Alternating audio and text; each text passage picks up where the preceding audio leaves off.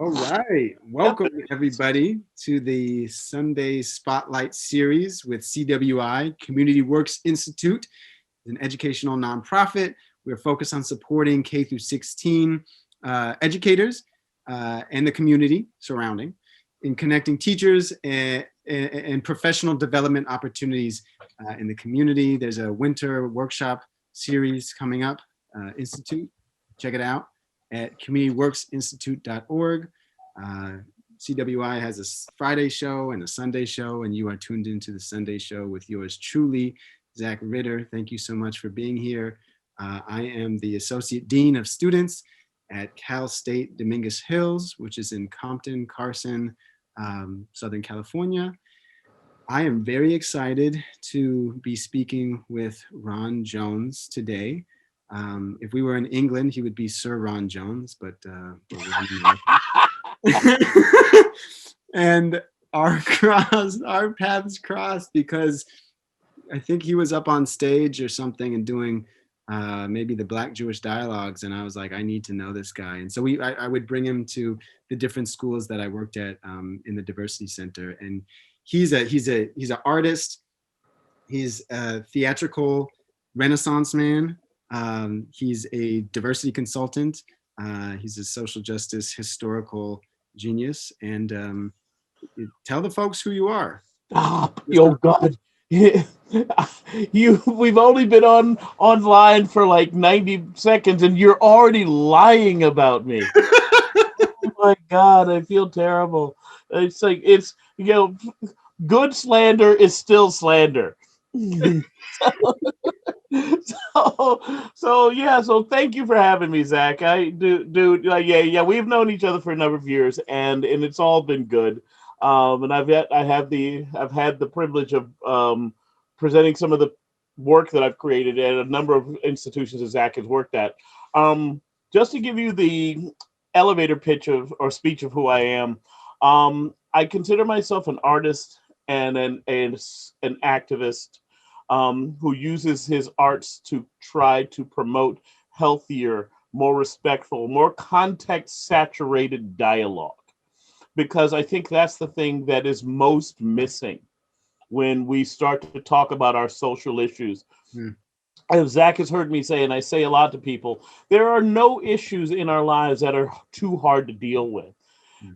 Usually the problem is that we don't deal with them enough. Hmm. We don't deal with them well, and we don't deal with them consistently. It's like we're afraid to touch the stove because it's hot, and then when things start bubbling over, we all freak out.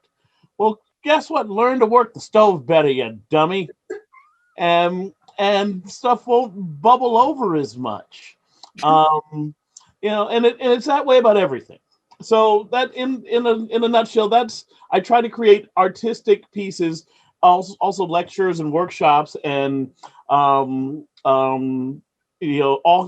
types of things to give people a chance, game shows that Yeah. give people a chance to unpack these cultural concepts and see that we're far more intertangled than we give ourselves credit for. And there's no way to untangle us. And in fact, if we did, it would be a bad thing. Mm, mm.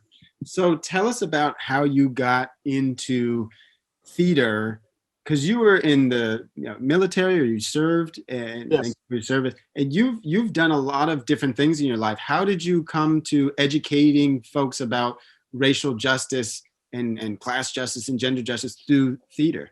Wow. Wow. That's a good question, mister. I'll try to keep this brief. I feel like I have consistently lived my life on two sides of a fence, and I've been damned for not being on one side or the other. Um, as a young black man, I was constantly ostracized for the way I spoke. Even though I grew up in an all black community, lived in an all black house with all black people, for some odd reason, they keep asking me, why do I speak like white people? I was like, there ain't no white people around. What are you talking about? It's just because I guess I got a lot of my intonation and inflection from TV. Mm, And once again, it wasn't a conscious thing. It's just what I did. And so I felt like I was being ostracized and denigrated for something that I was not even conscious of. Mm. Because I was intellectually curious as a little kid. I got picked on in school for being that kid. You Mm. know, when my friends would talk about girls, like in the fourth freaking grade, like they're getting with girls. They weren't getting with girls, but because of the nature of the way those conversations went, it was awkward for me, and somehow I was made to feel less of a man. Mm. And so I've constantly felt like my race was always in question by some people on my side of the racial spectrum, that my intellect was in question by the some people who, I mean, just to give you an example, another example of that, the first time I had a white teacher say to me, "Oh, you speak so well," I looked at her and my only response was, "This is America, right?" Yeah. It's not like I'm speaking Swahili or Japanese. Why are you impressed that a native of this country is speaking the language of this country? And Yeah. so there were those ironies that I could never just fully get past. It was like, why are you making a thing out of this? Mm. And so for me, I found myself constantly being besieged by the idea that I could do one of two things. I could either submit to the will of the world Mm. and be that thing that I clearly wasn't being good enough as whoever I was, Mm. or I could understand that it's complicated and ironic because for as much as I got bad stuff on the black side, I got bad stuff on the white side too. I was clearly not white enough for some of the white people. You know, I was clearly not, and so the idea here is I could have eaten myself alive. And I will tell you, Zach, Mm. for many years of my young life, I did. Mm. It got to the point at a certain point when I was in, I believe, the third grade, second or third grade, that I literally thought of taking my own life. Wow. I just thought this is too hard. I clearly was born in the wrong consciousness. Mm. And so that part of me had always said, no one should feel this way. Mm. No one should be subjected to these types of feelings and this type of reality for things they can't control. Mm. And so that piece had always driven me. Mm. Flash forward, a bunch of years as I'm trying to be out there in the world, and I'm at college, and I find myself in a room. As a freshman, I was 21 years old. My first day of college, like my 21st birthday, was my first day of college. Knowing that in advance, I chose to live with my age group rather than my class because I didn't want to flunk out because I was the dude driving around a van full of kegs all over the freshman campus. And so my roommates were basically racist Mm. and misogynist and homophobic. They were every bad thing that you could be towards another person that didn't reflect your orientation. Mm. Um, and because I was this affable black guy, they had a hard time dealing with me, but they didn't like me. Mm. And one night at a party that they were having in our apartment, things got out of control. One of their friends started punching holes in the walls. I confronted him, and it led to a jump.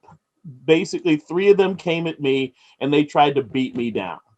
Um, and as I was fighting to get out of that situation, this was the most important thing for me that I took away from all of that, because there are terrible people um, on all sides of the college, or all sides of the social spectrum.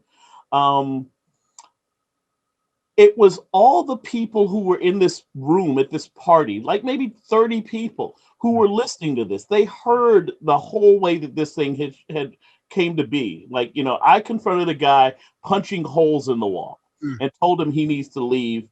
And I won't repeat what he said to me, Mm. but the idea that because he said some stuff that made me throw the first punch, no question about it. Mm. But after I did that, he and two of his friends descended on me. And the reality on the looks of the faces around those people said to me, they have no agency in their bodies. Mm. They have no practice in advocacy. Mm. And no, I knew they weren't all racist and horrible because they weren't smiling and laughing and going, kill that. No, they didn't know what to do. Mm.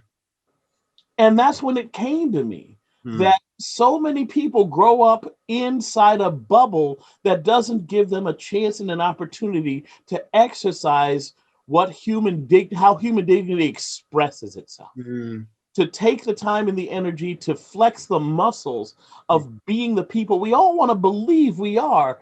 But if we don't test it, how do we really know? mm, mm. So, wow. Okay, thank you for sharing that story. And we've talked a lot over dinner and whatnot, but I've never heard that story. So thank you for sharing that. W- and it makes sense of what your work does, and we'll get into that. So, Yeah. what was the military like? Oh, I loved it. I loved it. In fact, I joined the military as a byproduct. Two things. My theater career started because of that event. Hmm. Um, I literally had I've been told I was funny and that I should do comedy and da da da da. And I was like, yeah, whatever, blah blah blah. But I'd never done anything actively. But for the week, but I was still living in that apartment, trying to find a new place on campus to live. I was going home to these guys every night, and it was horrible. It was tense and it was ugly. And one night I was standing in front of the library, couldn't study anymore, and I was just burnt. And I could see my dorm from the front of the library. And I remember saying this to myself in my head. And I kid you not, I said this: if I go into that apartment and any one of them bastards even says boo to me, I'm going to make the evening news. I'm going to be that guy covered in blood going, I don't know what happened. And so in lieu of that, I'm standing there in the front of the library and I didn't know what to do. There was a flyer on the ground that was auditions for the campus comedy troupe. And I was like, well, can't be worse than murder. So I went to the audition, I got into the troupe, and that was September 24th, 1984. And I've not stopped doing theater since. So you took your frustration and rage towards these racist mofos and you channeled it into comedy and theater. Well, I don't know if I would put it that eloquently. I needed an outlet, and like I said, murder just seemed like the least good one, and so theater seemed like okay, that's at least a step in the less murdery direction. So, So, so tell what was that like? That experience of joining? oh, it was wonderful. It was wonderful. I still have friends to this day who are the people who I performed with over time. Some of these are names that you would know from their success. I'm not going to name names right now because I'm not going to be that guy. But you know their faces, you know their names, and you pay money for their stuff. But the idea here is that it gave me a chance to start to pull together a matrix of the arts as a way to express big ideas in a way that people can better digest them. Um, and it also gave me a chance to sort of purge a lot of my demons just through the joy of feeling validation come to me externally from the things I was doing internally. I'm bright, I'm funny. My take on the world is not a bad one and people appreciate it. Mm-hmm. And just getting that feedback, I will tell you, there are points in my life where honestly that was the little most that kept me going. Mm. Wow. Wow. So, okay, what did you want to do when you were in college or you were graduating college, and how does the military come into this? Okay, so I was still so traumatized from all of the terrible stuff that had happened with that beating that I actually lost my scholarship. My grade point average dropped from just below a 3.5 to like a 2.6 Wow. or a 1.6, something. No, it was bad. I couldn't focus. Mm. And so I took a break, on the recommendation of the school. I took a break and I joined the military. I had tried to join the military right out of high school, but the recruiter was like, boy, go to college. And I was like, really? And he was like, yeah, go to college. You smart, go to college. And I'm like, okay, go to college or whatever. And so what I loved about the military was that it sort of pulled together, like I said, a number of different elements of my life. And I try to reflect I mean, everything I do is sort of the culmination of what shows up on the stage, Mm. what shows up in the characters and so on. I believe, like nobody's business, that my life is a blessing, an incredible blessing. This spirit that fell into this consciousness in this moment in time is a blessing beyond imagining. Mm. And I know it's got issues. Guess what? People have issues with this, and other things. But of all the beings that have ever been in all of time, we as Americans are the most blessed hunk of humanity in all the universe. We have more resources, we have more opportunity, we have more safety, more security, more of the good, less of the bad than arguably any place that's ever existed on the planet. And I've never, ever lost sight of that, even in my worst moments, even when I'm on the ground defending myself from people trying to beat me down. Even when, I'm basically being told to leave establishments because we're closing. Dude, it's 11:45. You ain't closing. Mm. Us don't close until 2. You want me to close. Yeah, So yeah. anyway, even through all of that, those heartbreaking things, I try to hold on to my blessings and try to see the world through that perspective. Mm. Because if you don't do that, then I think the ugliness of society can sometimes too much have its way with you. Mm. And even if your circumstances are tough right now, that's an is, and it's terrible. I would never dispute that. But at the same time, I don't know if you would trade down. Mm. And so if you can hold on to nothing else, know that there is further to fall, and that there's usually a way up. Mm. And so all that said, um, my joining the military was an opportunity to me to give back to Mm. that central tenet that I'd always believed. And I got to meet amazing people from everywhere. Mm. And most of them were, just like me. They were dumb as a bag of rocks, and knew what they knew from where they came from. And so there were race issues. There were, expression issues. Like, some guys were more like effeminate than other guys. More guys were way more, forced macho than other guys. I mean, it's the army after all. But at the same time, we were all there for a singular purpose. Mm. I love that, because I believe that's what America could and should be. Mm. It's not about you getting your way. It's about you making the system better Mm. and standing up for a cause and an objective. But most people have no clue of the depth and complexity of the system, because they have the privilege to not assess it, Mm. to not think hard about it. You Mm. have all these wonderful blessings, and you treat the very system our founding fathers fought and died for, you treat like a spectator sport. Mm. You only really pay attention in voting season.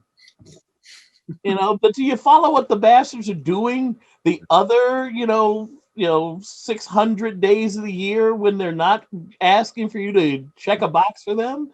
Do you know what legislation they passed? Do you know who they're meeting with? Mm. Um, do you know the issues of the constituents next to you? Mm. Um, to me, that is the great responsibility for this experiment in self-governance that we abdicate because we have the privilege to be lazy enough to do so. Mm. I hope in my work that I can tell people the stories of other people who don't have those certain privileges Mm. and suffer because of it. The marginalized, Black, gay, Jewish, Mm. female, trans, Mm. poor, Mm. um, low, people who are lower on the educational spectrum, Mm. people who suffer and didn't earn it. Mm. Mm. And the only way we get better is if we do a job elevating literacy. And I believe that theater is a great tool to elevate literacy. Mm. Mm. This is interesting because it's kind of, you're reminding me of my father, who is an immigrant and really believes in this. I am your father. I am your father. The plot twist, that what like America could be and these ideals. And he seems like he keeps fighting for, like, we haven't got there. Maybe we'll never get there. But is No, there, we never will. maybe we will, and maybe we will. No, we won't. We won't. We won't. Okay. We're not supposed to. We're not, that's the whole point, right? Yeah. Was there someone in your family or someone in your K through 12 experience who instilled these values in you? Whew. Honestly, if I were being brutally honest about it, I would say more no than yes. Mm. If nothing else, it was a composite of a couple of big things. Number one, the idea that I saw indignity in my own face by the people who should have cared more for me, and for people who didn't know me well enough to care at all. Mm. And so, like I said, that dichotomy has never left me. Mm. That bigotry, bias, and all of those things are not exclusive to a group. It's not a white people problem. It's not a black people problem. It's a headspace problem. Mm. And so that was probably the biggest driver. But if I had to look at any individuals who really helped me reinforce that stuff, the first would be my mother. Mm. She, as a woman, was super capable, but because she was a black woman trying to make her way in the 50s and 60s, she didn't get the credit or the opportunity she was due. Mm. But she still busted her ass and made a home for us, a home that my youngest sister and my stepfather still live in to this day. Mm.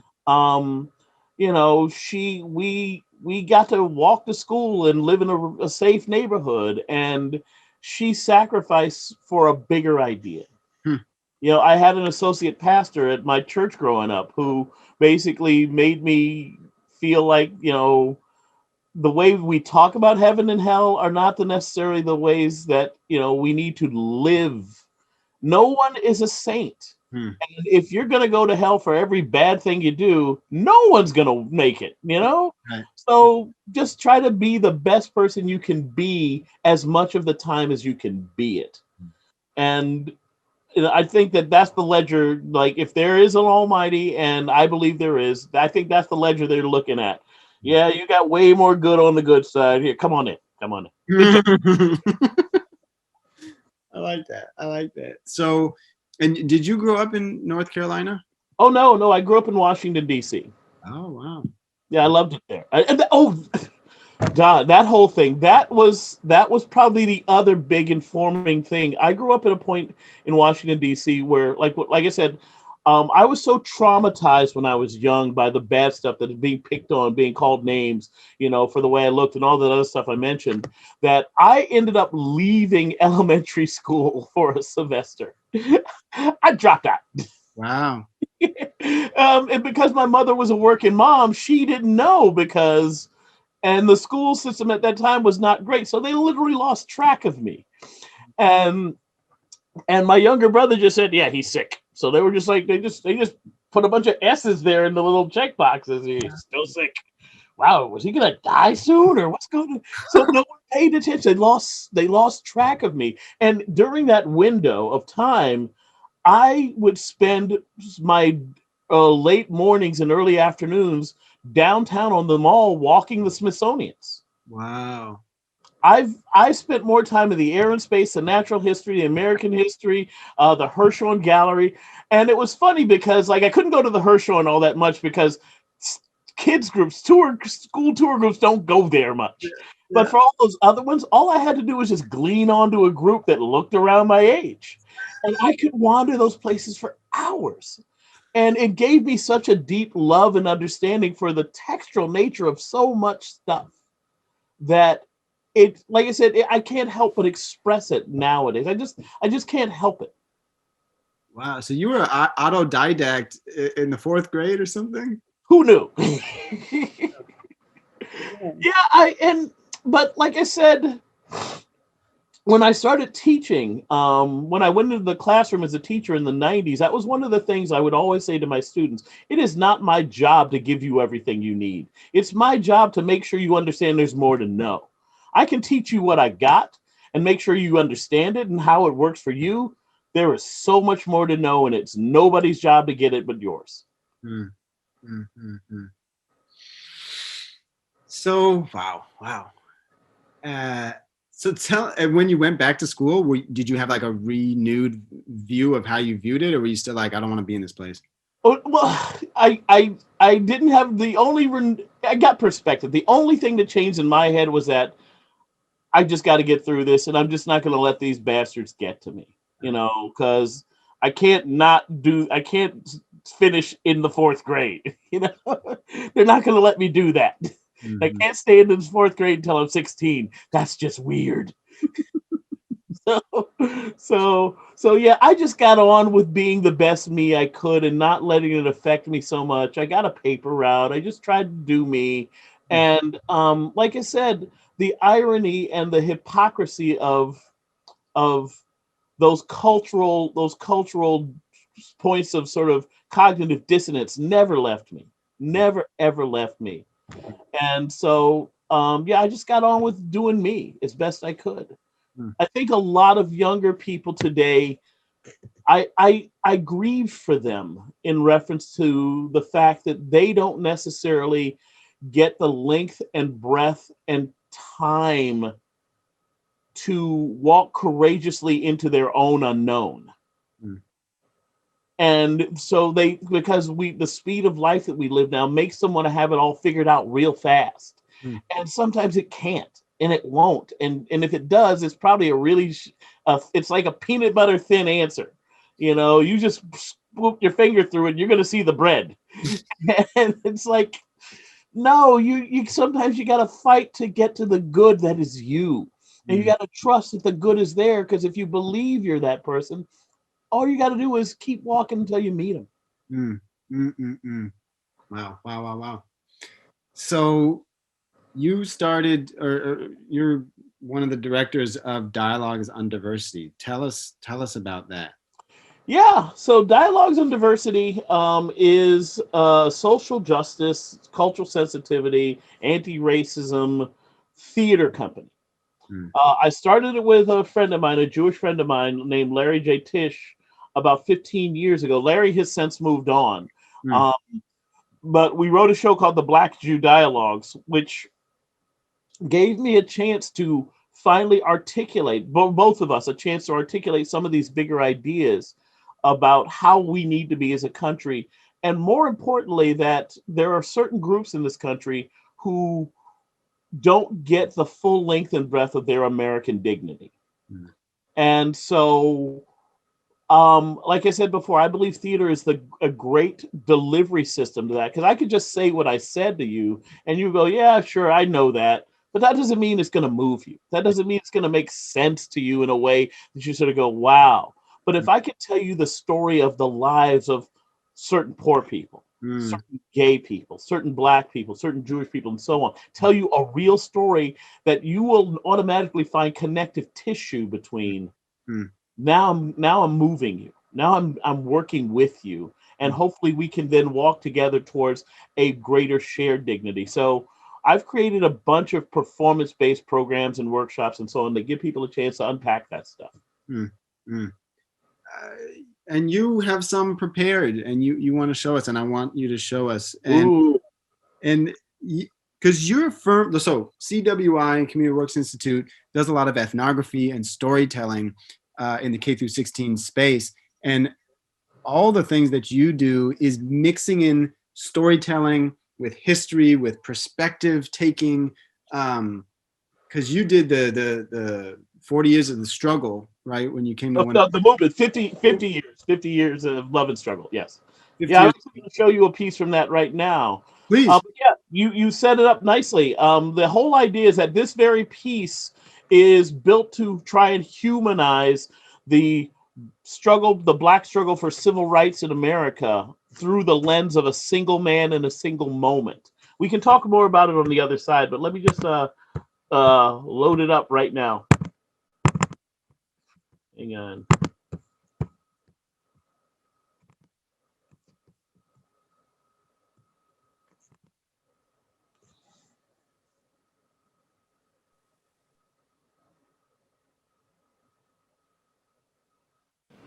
Mr. Vice President, Mr. Speaker, Can you hear this? Is the sound okay? Members of the cabinet, distinguished guests, my fellow Americans. Today is a triumph for freedom as huge as any victory that's ever been won on any battlefield. Yet to seize the meaning of this day, we must recall darker times. 3.5 centuries ago, the first Negroes arrived at Jamestown. Turn it up just a little bit. They did not arrive in brave ships in search of a home for freedom. I have to get to the, I They need to did come not out of the, mingle with fear and joy oops. in Oh, expectation there we go. that in this new world, anything would be possible to a man strong enough to reach for it. They came in darkness and they came in chains. And today, we strike away the last major shackle of those fierce and ancient bonds.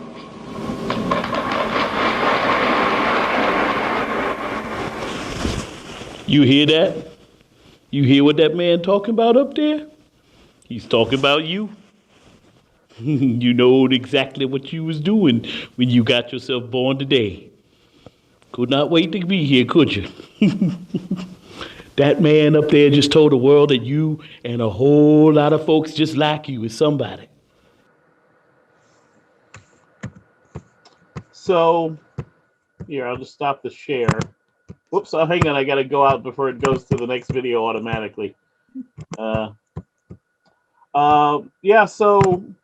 so the point of that piece was to take that moment, the moment of Lyndon Johnson talking about the Voting Rights Act, and to then give people the perspective on what it meant to an everyman in a special moment above and beyond the civil rights moment.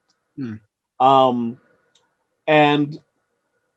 that to me has resonance, because the idea that this man, as I go on to say in that monologue, this baby was going to have what his grandfather couldn't even imagine. That he was going to get what his father had to doubt and question every time he tried to exercise it. And basically he says, you're going to get the most important thing a body can have in this life. You get to be heard. And I don't know anybody who can't relate to that. I don't know anybody who can't relate to the beautiful message you want to give your newborn child and the world you want them to have. And then superimpose that on history and see how it all overlaps with each other. And then have a discussion about the who we are and where we are based on simple things like that. The universality of the, yeah, because everyone can see themselves in that moment. So play us a clip play us another clip and let's talk about it. Yeah, sure. Hang on a second. Let me queue up again. It's gonna take me a hot second to get there. Okay, yeah, this is a clip from later on in the show, where I'm talking about Martin Luther King. Oh, here we go. Hang on, let me get the volume up.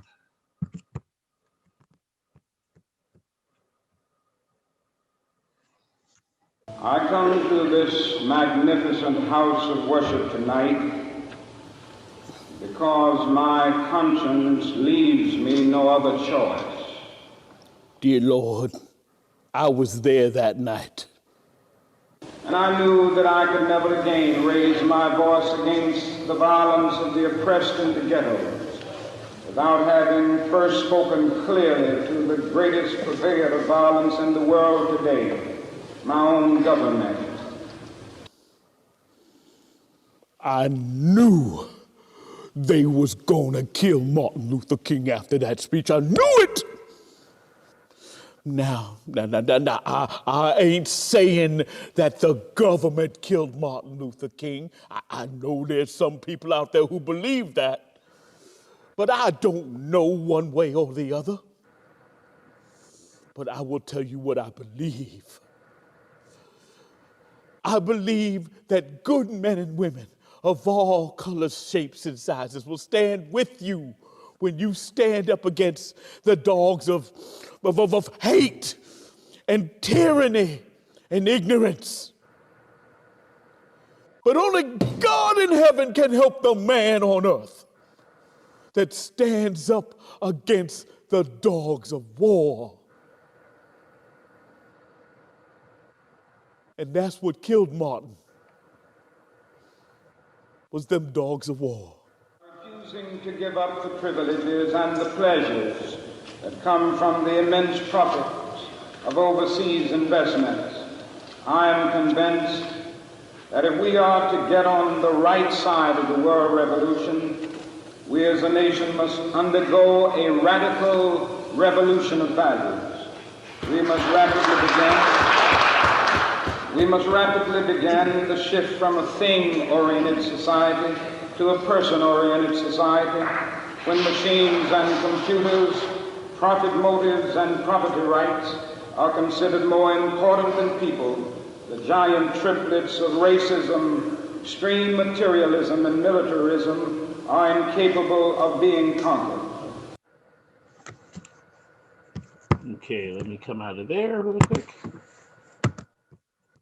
Yeah, so as you can see, what I try to do is I try to fold in real historic stock footage, imagery, speeches, narrative, into giving a perspective that you maybe don't see from the way that we generally teach history.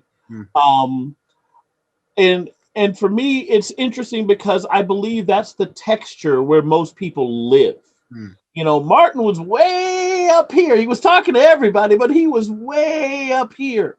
And you had to know that there were people not up there with Martin who worried about him getting shot and killed at every point. But I believe, once again, this might sound like conspiracy theory. Not a lot of that going around right now. None. But I believe that Martin Luther King was assassinated on April 4th, 1968, because of that speech that he gave on April 4th, 1967. I think that somebody was making a symbolic statement. Call them who you will, but the idea is that people tend to forget that after Martin Luther King gave that speech in 1967, it was called his Beyond Vietnam speech, and it's amazing. It should be taught in every school in America because it speaks truth to power in ways that are uncomfortable in reference to our standard American narratives. But I believe after he gave that speech, he was the most hated Black person, if not the most hated person in America, up until he took a bullet a year later. Because he connected the dots, right? Of the three Exactly. evils of racism, hypermaterialism, and militarism. Yes, exactly. And once again, if you think about that statement that he says, you know, when machines and computers, profit motives and property rights mean more than people, the giant triplets of racism, extreme materialism, and militarism cannot be defeated. That's as relevant today as it was when he said it 63 years ago. And that he was talking about computers in 1968 up here. Right. And in that speech, he's talking about Vietnam. Why are we taking working class Black and brown folks to go fight a rich white man's war and kill quote unquote yellow folks over there? Exactly. And that's part of what I try to get to in the work I do.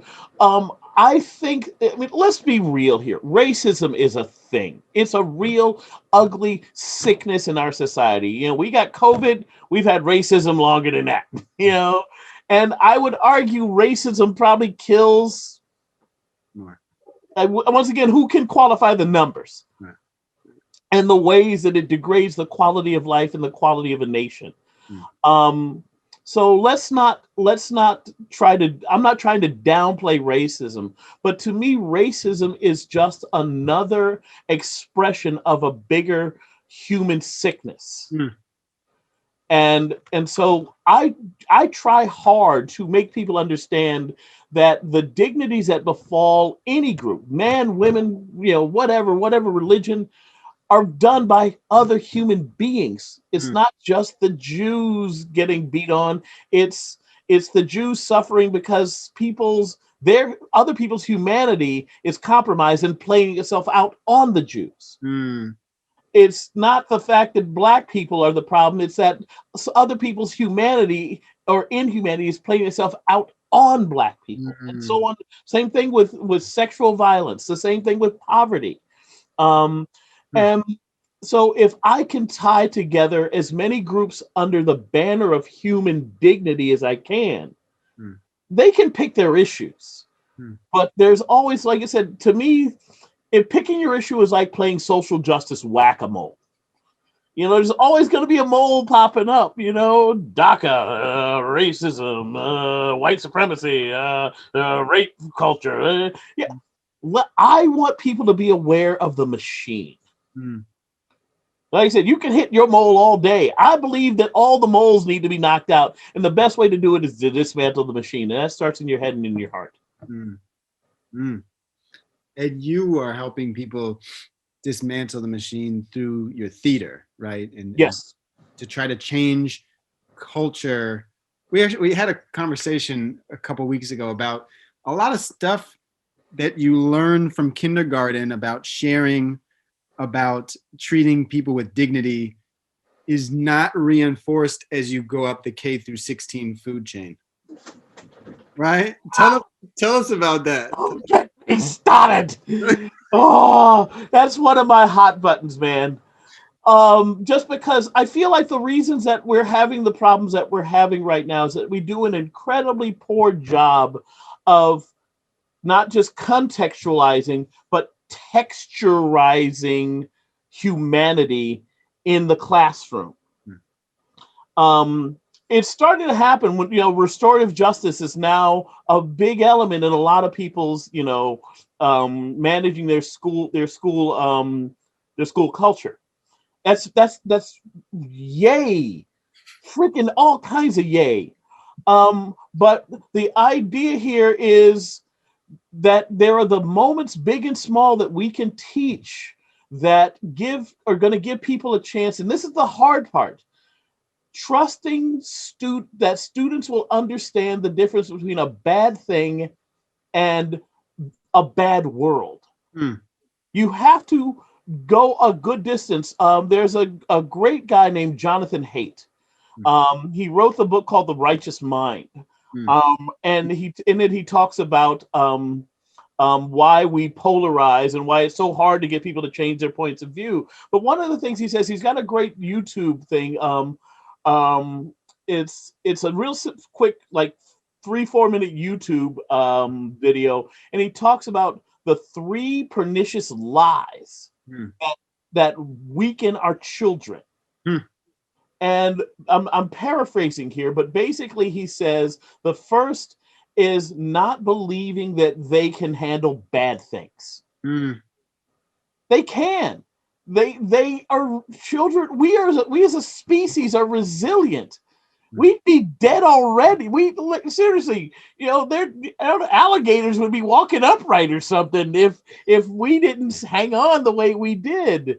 So children can take hard lessons, and they can work through it, and it will make them emotionally stronger. So by not doing that, by trying to coddle them and tell them that they're wonderful all the time, rather than saying that sometimes you're wonderful all the time, not because you're you, but because you try hard and sometimes it doesn't work out, and you just need to know that your effort is what makes you awesome, not the fact that you just are. Because guess what? You don't get a trophy for showing up in my classroom. The other thing is making them understand that it's complicated. And that they don't necessarily and every parent knows this. And when you finally get to that point where it's like, oh, you just want to say, well, because I said so. I would tell every parent to change that answer to, well, it's complicated. I can't go into, I know you're frustrated, but you have to understand there's a lot you don't understand, and you'll understand more over time, and maybe we can talk about it later. So go to your room. Stop yelling at me. There will be no pudding tonight, and that's all you need to know. No So pudding, yeah, so anyway, all those things work in tandem to, I think, emotionally weaken us societally. And then it makes it harder for us to then address the deep and difficult conversations about the worst elements of our American character, about our American expression. And then people don't want to hear it at all because they think you're just talking about them like they're bad. And that's a downward spiral into fragility and ignorance, and more fragility and more ignorance. It's a downward spiral into a kind of a hell.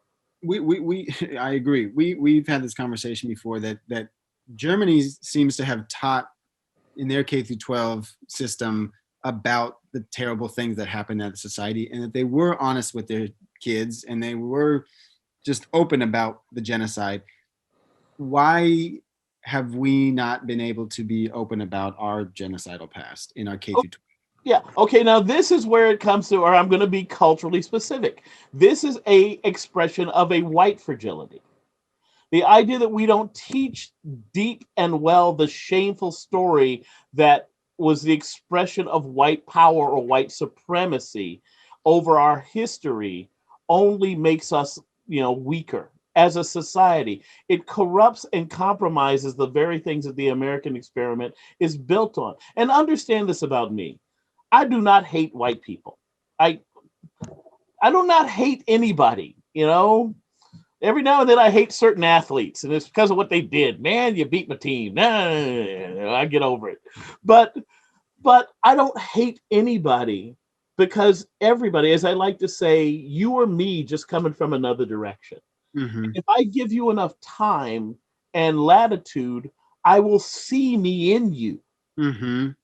I'll see my weaknesses. I'll see my shortcomings. I'll see my shame. I'll see my strength. I'll be inspired to do better in ways that I could not have understood on my own. But I have to be willing to, at the very least, be honest about my past and others.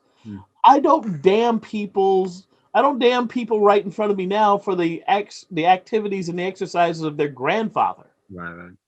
But I do say you are responsible for that narrative, because that narrative has carried forward. You wouldn't be here without your grandfather.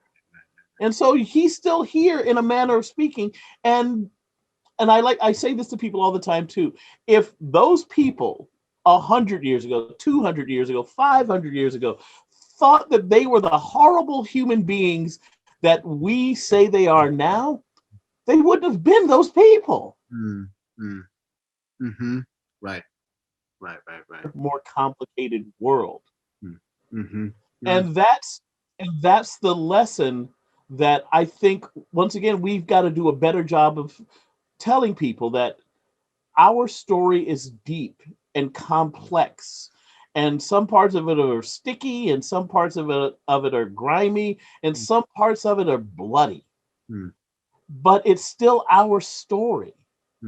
And the better I can understand the story and the triumphs in it, the struggles. I have a phrase in my show, The Movement, at the very end. So that character you saw in the beginning is now passed away. His son is now holding his granddaughter, doing the same thing his father did for him and did for his kid when he was a kid, when he was a young father. And he basically says, Dad used to tell me that he believed America is a morality tale told by the voices you hear the least. And I believe that is where the American experiment is designed to live. It's a morality tale that asks us all to speak and live better to those compromised stories that our founding fathers were trying to shore up a little bit better by, giving more dignity to more people.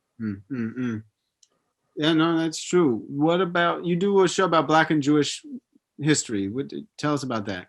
Well, So that was our flagship show for years. And I mean, it's still our flagship show, but I do other programs more now. Um, a show called The Black True Dialogues, which I've actually rewritten. I just re-recorded it this past October because I still feel like the basic message of the show is it's probably more resonant now than when we wrote it back, in 2000 whatever. And that is that it's basically a cultural monologue. We try to use it as a model for trying to have a healthy cultural dialogue.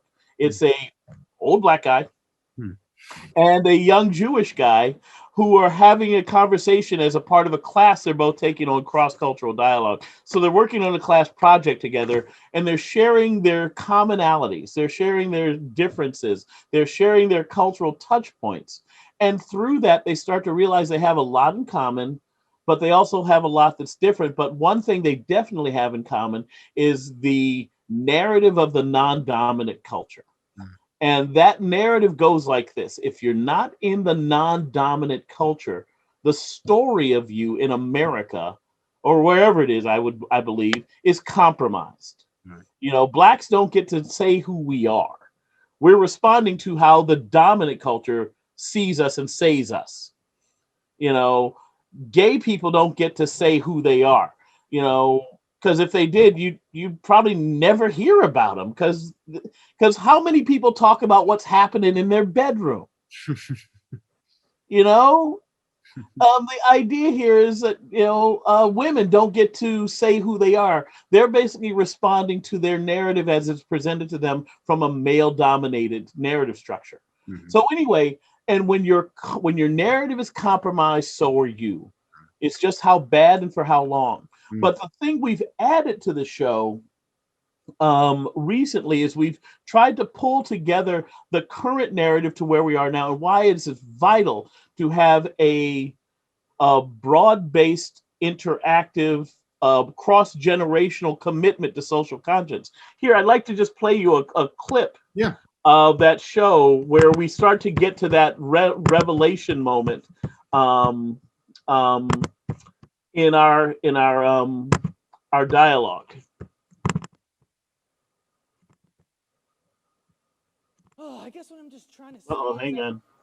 It'd be nice. Now this just sounds like. Sorry.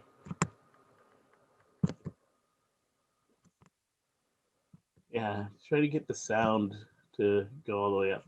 Oh, gotta press play. Oh, I guess what I'm just trying to say is that it'd be nice if you took a little bit of responsibility here too, Ron. What? Hold on. Now this just sounds like some young people craziness right now. It sounds like another example of you guys trying to not take responsibility for your own lives. Of course it does. But guess what? This has been happening on your generation's watch. Yeah, we'll take responsibility for what we did, but we can't be held responsible for what we inherited. Even still, we're trying to fix it. If we're not doing something right, it's because your generation didn't teach us how. Damn. Yeah. It's not fun having your generation criticized for something that they didn't have any control over. No, I agree with you, man. And you know what? I never thought about it like this before. Your generation's whole lives have been defined by constant and repetitive cataclysms. From 9/11 terrorism to before that school shooter terrorism and ongoing school shooter terrorism, from the undocumented thing, the DACA and all of that, to the first black president. Yeah, to the Black Lives, to the women's movement, to everything I mentioned, to COVID, to the second financial collapse. To Donald Trump, to Yeah, all right, man. This stuff didn't just decide to happen. Yeah. You know what the worst part of it all is? I look around and I see my friends. They're all losing hope. Because this stuff just doesn't seem to be letting up. You know what? I can see it would be real easy to lose hope. Especially if there's nobody out there trying to give you some healthy perspective on it all.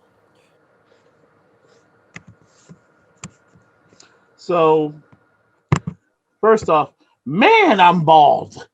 Every time I see the back of my head, I go, "Oh my God, he's bald." That's not what I was thinking. Well, But hang on a second. I forgot. Sorry, I forgot to freeze the video so it doesn't play while we're. So go ahead, please. no, so I mean, we got to wrap up soon, but I think this is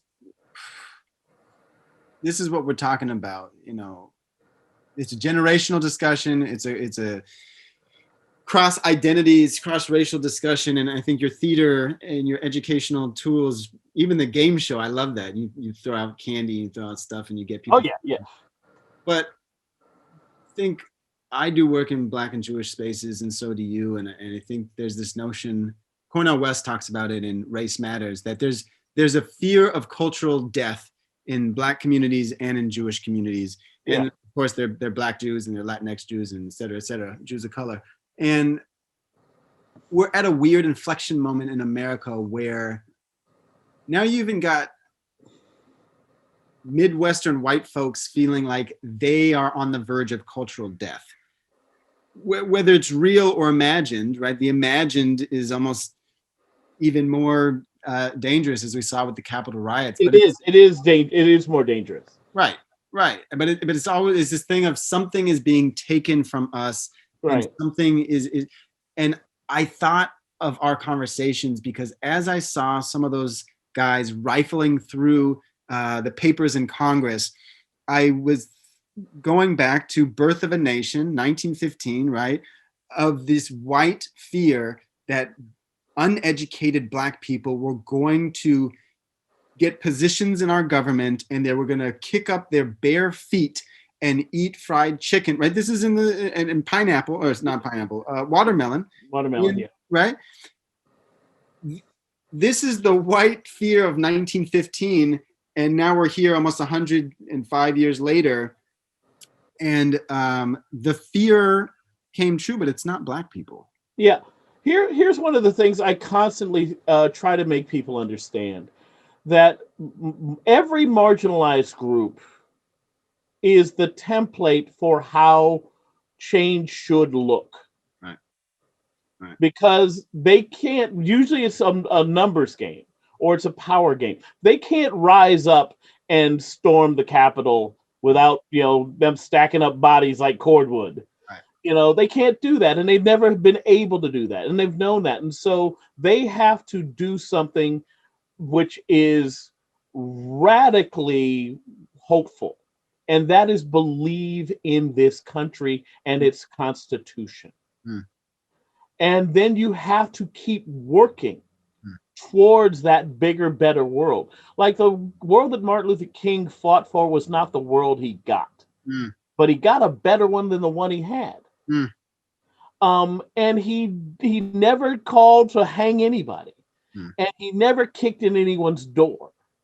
You can look at every single group, and here's the thing that always makes that whole premise. That is what I would call sort of cultural psychosis. What you're talking about, the idea that you believe that some group is just coming for you. Never have. When women were given the right to vote, women have historically always been in the majority because men kill themselves off. So when women got the right to vote, they didn't vote the men out. In fact, it took almost 100 years for a female candidate to actually really have a shot. When they gave Black people their freedom, they didn't come to the white guy and say, "Oh, you done messed up now." No. People just want the length and breadth of their dignity. And then they'll get on to living up to it. And then there are always going to be a few sick ones who want revenge or want blood or just want to break stuff because they got a bone through their brains or something. But for the most part, and this, like I said, that's what happens in your mind is more dangerous. And that's why majority culture is deadly dangerous. And I try to do the work from this side of the spectrum. I want to elevate and edify the Black narrative for the sake of giving Black people more to hold on to their beauty. But I also want to do it for white people so they can understand that they're beautiful too, and they're missing out on a beautiful thing that they're already a part of, but they don't give themselves credit for. And then if they don't give themselves credit, they tend to gravitate towards pockets of comfort, and comfort leads to ignorance, and ignorance leads to hatred, and hatred leads to violence, and violence unchecked, can lead to atrocities.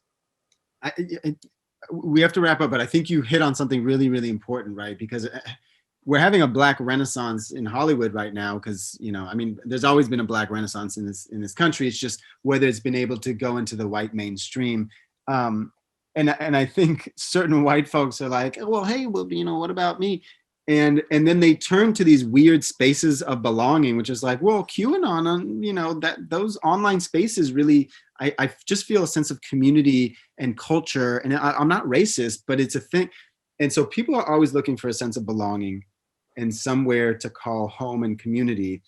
And I think some white folks feel lost in a place that they thought they ruled, conquered, and have property over, and they're searching for this home, and they found it in Donald Trump, which is confounding. But no, I think it's not. Yeah, it really isn't. I mean, there are lots of people out there who want to believe what makes them feel good. Yeah. And that's all that is.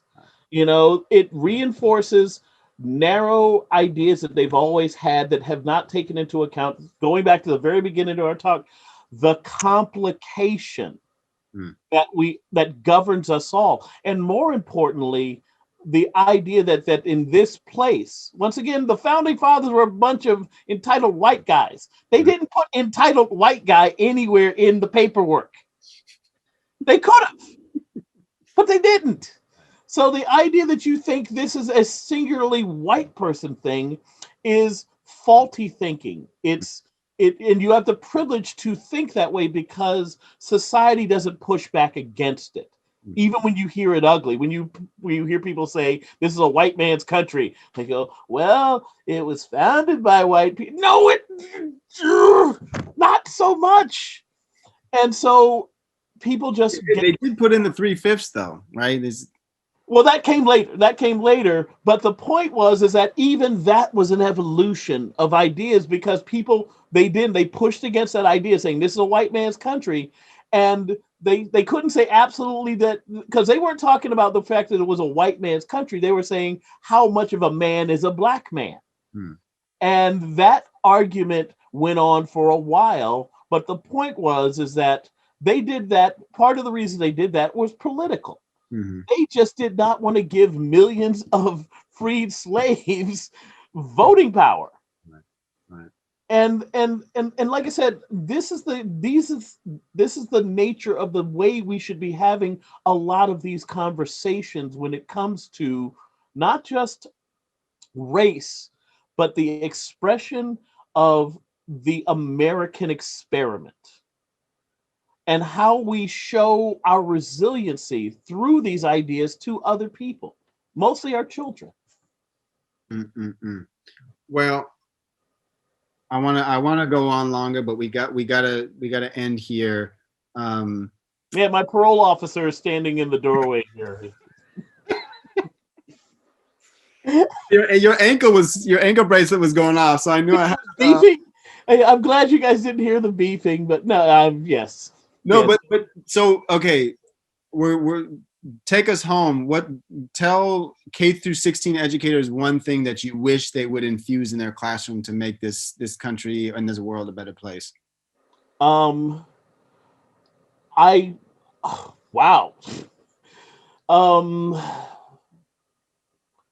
Finding the moments to elevate the people, expanding your curriculum by elevating the people who are not reflective of the stories that you're used to hearing. Right. I guarantee you they're out there.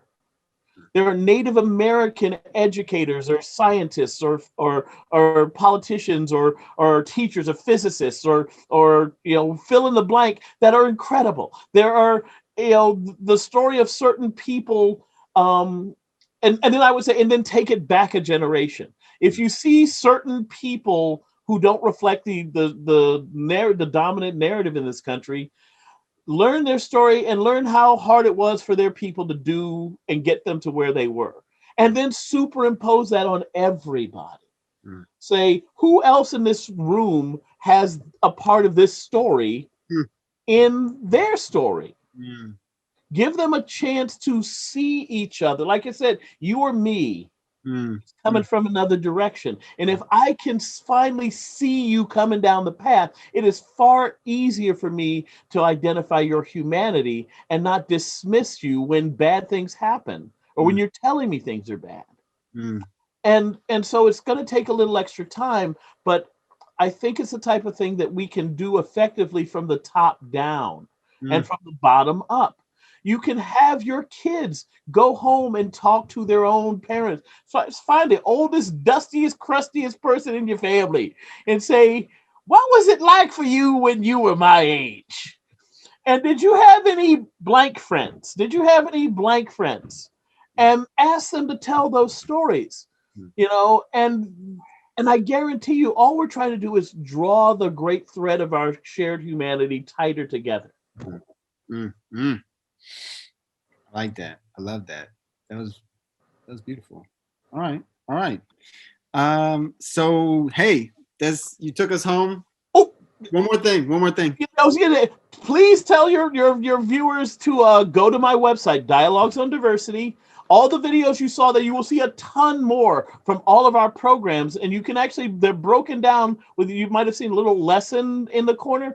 We actually have curriculum that goes along with a bunch of them to help people use that little snippet of show to teach you about certain things. Also, email me directly. I respond to everybody's notes.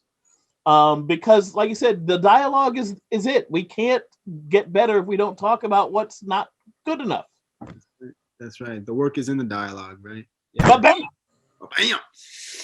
Community Works Institute, Ron Jones, thank you for tuning in today. You can see this session and other sessions on our YouTube channel, communityworksinstitute.org. There's the Friday show, there's a Sunday show, there's a lot of good conversations happening, professional development opportunities for K through 16 educators.